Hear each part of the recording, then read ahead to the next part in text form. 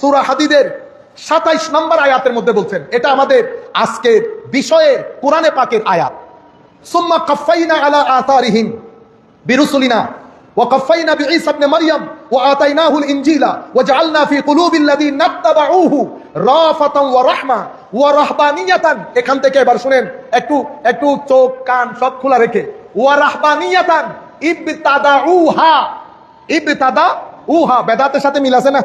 এতটুকু না আরবিতে আপনাদের বুঝার কথা। ইবতাদাউহা বেদাতের সাথে মিল আছে তো। ওয়ামা কাতাবনাহা আলাইহিম ইল্লা ইবতিগা রিদওয়ানিল্লাহ ফিমা ফামা রাআউহা হাক্কা রিআয়াতিহা ফাআতাইনাল লাযিনা আমানু মিনহুম আজরাহুম ওয়া কাসীরুম মিনহুম ফাসিকুন। আমার আল্লাহ ইরশাদ করছেন, এই যে রাসূল একটার পর একটা রাসূল পাঠিয়েছি ধারাবাহিকভাবে, এই ধারাবাহিকতায় হযরত ঈসা আলাইহিস সালাম এসেছেন। ওয়া আতাইনাহুল ইনজিল, ওনাকে আমি ইনজিল কিতাব দান করেছি।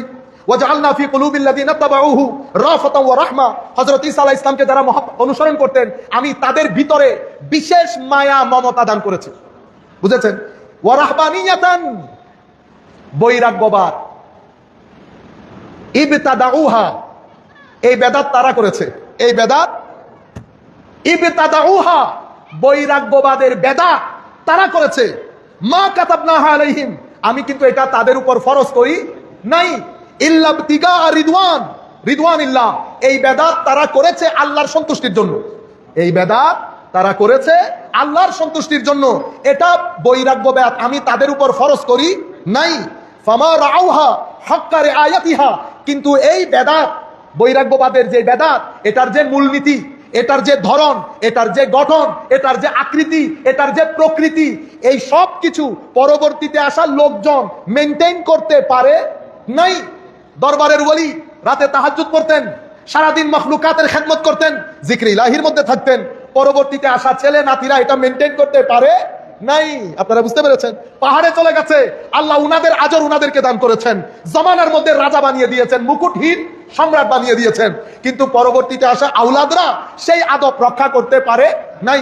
একই কথা আমার আল্লাহ এখানে বলতেছেন যে আমি ঈসা আলাইহিস সালামের উম্মতের মধ্যে তাদের পারস্পরিক তাদের ভিতরে রহমত দান করেছি, এবং তারা আরেকটা বেদাত করেছে। সেটা কোনটা? বৈরাগ্যবাদ, বিয়ে শাদী না করে নির্জনে বসবাস করা। এটা কিন্তু আমি তাদের উপর ফরজ করি নাই, এটা তারা নিজে নিজে বেদাতটা করেছে।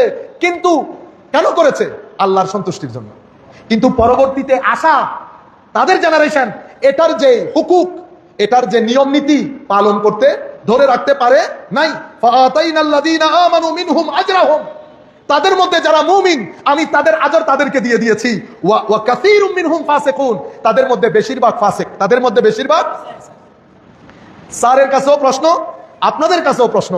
আমার আল্লাহ এখানে বেদাতকে পরিত্যাজ্য বলেছেন, বলেছেন বৈরাগ্যবাদের বেদাত তারা করেছে, আমি ফরজ করি নাই। করেছে কেন? আল্লাহ সন্তুষ্টির জন্য। যদি বেদাত বলতেই পরিত্যাজ্য হতো আমার আল্লাহ তো এখানে বলে দিতেন বৈরাগ্যবাদের বেদাত তারা করেছে, যারা করেছে তারা সবাই পথভ্রষ্ট। যে কথা আমার আল্লাহ বলেন নাই স্যার, এই কথা বলাও বড় বেদাত।